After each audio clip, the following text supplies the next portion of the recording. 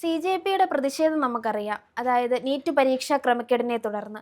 ഇന്ന് പ്രധാനമന്ത്രി പറഞ്ഞു നീറ്റ് പരീക്ഷയിൽ ക്രമക്കേട് സംഭവിച്ചപ്പോൾ അവർക്കെതിരെ നടപടിയെടുക്കും. കൃത്യമായ നടപടിയെടുക്കും എന്ന് പറഞ്ഞു. പക്ഷേ ധർമ്മേന്ദ്ര പ്രധാനെ അവിടെയും സംരക്ഷിക്കുകയാണ് പ്രധാനമന്ത്രി. അപ്പം ധർമ്മേന്ദ്ര പ്രധാനെ സംരക്ഷിച്ചുകൊണ്ട് എങ്ങനെയാണ് ഈ CJPക്കൊരു ഇത് കൊടുക്കുന്നത്, ന്യായമാകുന്നത്?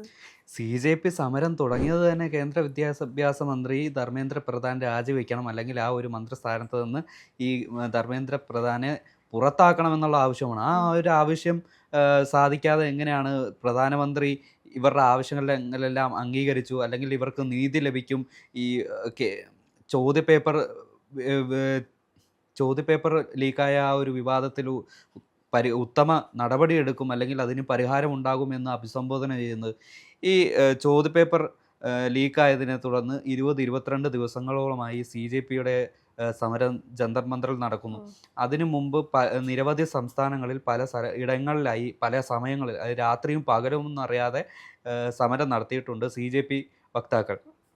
അപ്പോഴൊന്നും, അല്ലെങ്കിൽ ഈ നീറ്റ് പരീക്ഷ ചോർന്നപ്പോഴോ, അല്ലെങ്കിൽ 30ഓളം വിദ്യാർത്ഥികൾ ആത്മഹത്യ ചെയ്തപ്പോഴോ, സോനം വാങ്ചുക് CJPക്ക് ഐക്യദാർഢ്യം പ്രഖ്യാപിച്ച് നിരാഹാരം തുടങ്ങിയപ്പോഴോ ഒന്നും ഒരു പോയിന്റിലും പ്രധാനമന്ത്രി ഈ ഒരു സമരത്തെയോ ഈ വിഷയങ്ങളിലെയോ ഒന്നും ജസ്റ്റ് ഒരു അഡ്രസ്സ് പോലും ചെയ്തിരുന്നില്ല. പക്ഷേ ഇപ്പോഴാണ് അദ്ദേഹത്തിന്, അത് ഈ CJPയുടെ ആ ഒരു സമരം തുടങ്ങുന്ന ആ ഒരു മൊമെൻറ്റിലാണ് പ്രധാനമന്ത്രിയുടെ ഈ ഒരു അഡ്രസ്സിങ് ഉണ്ടായത് തന്നെ, അല്ലെങ്കിൽ ഒരു അഭിസംബോധന ഉണ്ടായത് തന്നെ. ഇതിനു മുമ്പ് രാജ്യത്തെ വിദ്യാർത്ഥികളുടെ ഭാവിക്ക് ഇത്ര വലിയ ആഘാതം സംഭവിച്ച നീറ്റ് പരീക്ഷാ പേപ്പർ വിവാദത്തിൽ ഒരു അഭിപ്രായം പോലും പറഞ്ഞില്ല, അല്ലെങ്കിൽ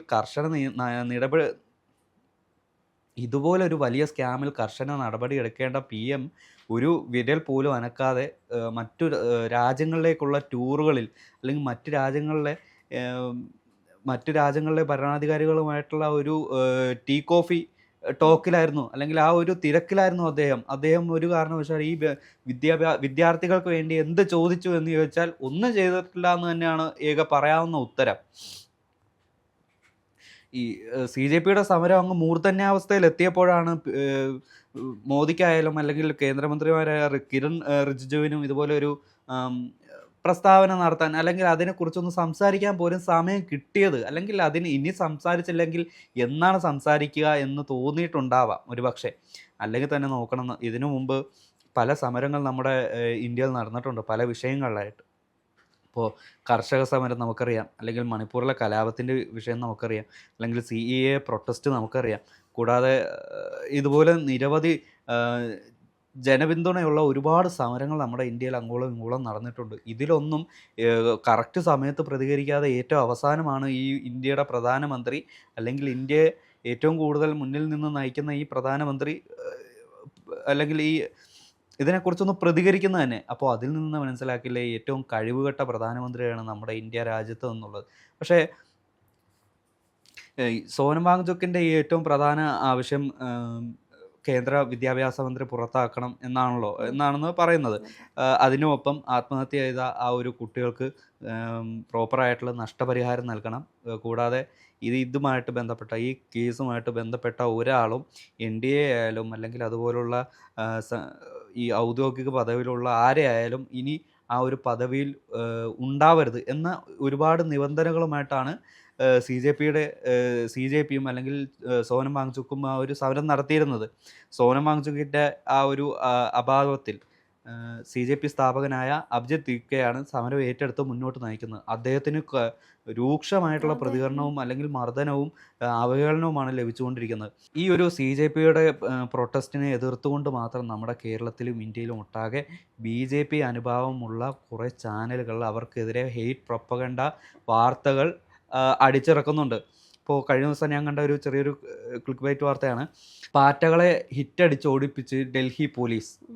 കഴിഞ്ഞ ദിവസം ആ ഒരു സോനം വാങ്ചുക്കിനെ സമരപന്തലിൽ നിന്നും മാറ്റിയ ഡൽഹി പോലീസിനെയും, അല്ലെങ്കിൽ ആ ഒരു സമരപന്തലിൽ ഉണ്ടായിരുന്ന വിദ്യാർത്ഥികൾ അടക്കമുള്ള സമരക്കാരെയും പോലീസ് അടിച്ചോടിച്ച ആ ഒരു പ്രവൃത്തിയെയാണ് പാറ്റകളെ ഹിറ്റടിച്ചോടിച്ച് ഡൽഹി പോലീസ് എന്ന് വലിയ ബാനർ ന്യൂസാക്കി കേരളത്തിലെ ഒരു ചാനൽ കൊടുത്തിരിക്കുന്നത്. കൂടാതെ അത് നാഷണൽ മീഡിയാസിലും അതിൻ്റെ പോലീസിൻ്റെ ഈ കയ്യാങ്കളിയെ കയ്യാങ്കളിയെ സപ്പോർട്ട് ചെയ്ത വാർത്തകൾ പുറത്തു വന്നിട്ടുണ്ട്.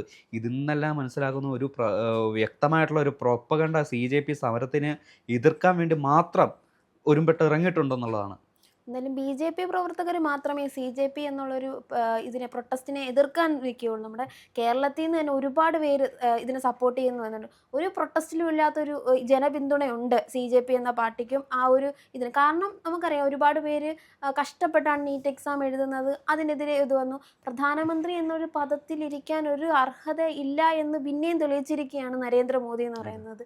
കാരണം ഇപ്പം പറഞ്ഞതുപോലെ വിദ്യാർത്ഥി ആത്മഹത്യ ചെയ്തപ്പോഴും ഈ എക്സാമിന് ക്രമക്കേട് സംഭവിച്ചു എന്ന് അറിഞ്ഞപ്പോഴും ഒന്നും പ്രധാനമന്ത്രി ഒരു വാക്കുപോലും സംസാരിക്കാതെ വിദേശ യാത്രയ്ക്കാണ് പോയത്.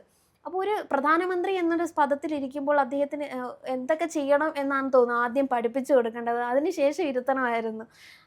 അതെ, അതായത് ഇന്ന് നമ്മുടെ ഇന്ത്യയുടെ പ്രധാനമന്ത്രി പദം അലങ്കരിക്കുന്ന നരേന്ദ്രമോദി ഒന്ന് പിന്നിലേക്ക് തിരിഞ്ഞു നോക്കണം.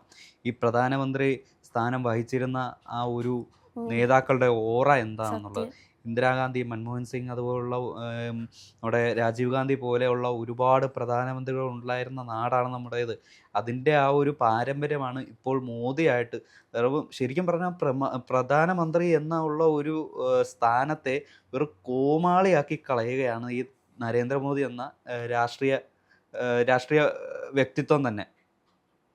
ശരിക്കും ഒരു ഐഡൻറ്റിറ്റി എന്താണെന്ന് വെച്ചാൽ വെറും ഒരു സീരിയസ് ആയിട്ടുള്ള വേഷം ധരിച്ച ഒരാൾ ഒരു കോമാളിയുടെ മാസ്ക് എടുത്ത് വെച്ചാൽ എങ്ങനെ ഉണ്ടാവും? അതാണ് ഇപ്പോൾ പ്രധാനമന്ത്രി എന്ന ഒരു രൂപത്തിന് നൽകിയിരിക്കുന്ന ഒരു നറേഷൻ. ഇത് എന്തായാലും ഈ ഒരു ഡബിൾ സ്റ്റാൻഡിൽ പിടിച്ച് എത്ര കാലം ഈ നരേന്ദ്രമോദി ഈ ഒരു ഡബിൾ എഞ്ചിൻ ഉന്തിത്തള്ളി കൊണ്ടുപോകുന്നുള്ള കാര്യം നമ്മൾ കണ്ടറിയേണ്ടത് തന്നെയാണ്. അതുമാത്രമല്ല, ഇന്ന് കേന്ദ്രമന്ത്രി JP നദ്ദയുമായിട്ടുള്ള ഒരു കൂടിക്കാഴ്ചയ്ക്ക് ശേഷം CJP വക്താവ് പറഞ്ഞത് ഇതുപോലൊരു കൂടിക്കാഴ്ച ശരിക്കും നടത്തേണ്ടിയിരുന്നില്ല. അതായത് ഒരു തീരുമാനവുമായില്ല. നമ്മൾ പറഞ്ഞ ആവശ്യങ്ങളൊന്നും ഈ NDA സർക്കാർ ഇതുവരെയായിട്ട് അംഗീകരിച്ചിട്ടില്ല, അല്ലെങ്കിൽ അത് അംഗീകരിക്കുമെന്ന് തോന്നുന്നുമില്ല. കാരണം പ്രധാന കൈവിടാതെയാണ് ഈ പ്രധാനമന്ത്രി ഈ ഒരു വിദ്യാർത്ഥികളെ അഭിസംബോധന ചെയ്തത്. അതായത് ഇരട്ടത്താപ്പാണ്. അല്ലെങ്കിൽ ഒരു കശാപ്പുകാരൻ ഒരു അറവുമാടിനോട് കാണിക്കുന്ന രീതിയിലുള്ള ഒരു കരുണയാണ് ഇപ്പോൾ പ്രധാനമന്ത്രി CJP വക്താക്കളോടോ അല്ലെങ്കിൽ ഇന്ത്യയിലെ പൊതുജനങ്ങളോട് കാണിക്കുന്നത്. ഒരു ജനാധിപത്യ രാജ്യമാണ് നമ്മുടെ ഇന്ത്യ എന്നാണ് പറയുന്നത്. പക്ഷേ ഇന്ന് പ്രവർത്തകരെ തല്ലിച്ചതച്ച് കണ്ടു. വിദ്യാർത്ഥികൾക്ക് ശബ്ദമുയർത്താനുള്ളൊരു അധികാരമുണ്ട്. അവർ ശാന്തമായിട്ടാണ് പ്രതിഷേധം നടത്തിയത്.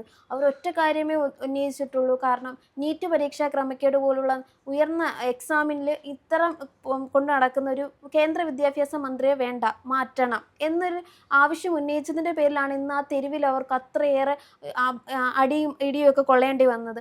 ഇപ്പം നമ്മുടെ നടനും ടൊവിനോ തോമസ് വരെ പറഞ്ഞിട്ടുണ്ട്. കാരണം ജനാധിപത്യ രാജ്യമാണ് എന്ന് പറഞ്ഞിട്ട് പോലും വിദ്യാർത്ഥികൾക്കൊന്ന് പ്രതിഷേധിക്കാനുള്ള അധികാരം നമുക്ക് കേരളത്തിൽ, നമ്മുടെ ഇന്ത്യയിൽ ഇല്ലേ എന്നുള്ള രീതിയിൽ അതുപോലെ തന്നെ ഒരുപാട് പേര് സപ്പോർട്ട് ചെയ്ത് വന്നിട്ടുണ്ട്. അപ്പം യുവാക്കൾ പ്രധാനമന്ത്രിക്ക് എതിരെ ഇറങ്ങി വന്നിരിക്കുകയാണ്. അപ്പോൾ ഇനി ഒന്ന് കൃത്യമായിട്ടൊന്ന് മാറ്റി ചിന്തിച്ച് കൃത്യമായിട്ട് കാര്യങ്ങളിൽ ഇടപെട്ട് പോയില്ലെങ്കിൽ പ്രധാനമന്ത്രിക്കെതിരെ അടുത്ത പ്രധാനമന്ത്രി വെക്കണമെന്നായിരിക്കും ഇവർ ഉന്നയിക്കുന്നത്. അത് മാത്രമല്ല, ഇപ്പോൾ ഒരുപാട് സെലിബ്രിറ്റികൾ പ്രതികരിച്ചു എന്ന് ആതിര പറഞ്ഞല്ലോ. ശരിക്കും പറഞ്ഞാൽ ഈ ഒരു സമരത്തെ സപ്പോർട്ട് ചെയ്യുന്ന സെലിബ്രിറ്റികൾ എന്നല്ല പറയേണ്ടത്. ഈ സമരം ചെയ്യുന്നവരാണ് ശരിക്കും സെലിബ്രിറ്റികൾ. അവരാണ് ശരിക്കും ആഘോഷിക്കപ്പെടേണ്ടത്.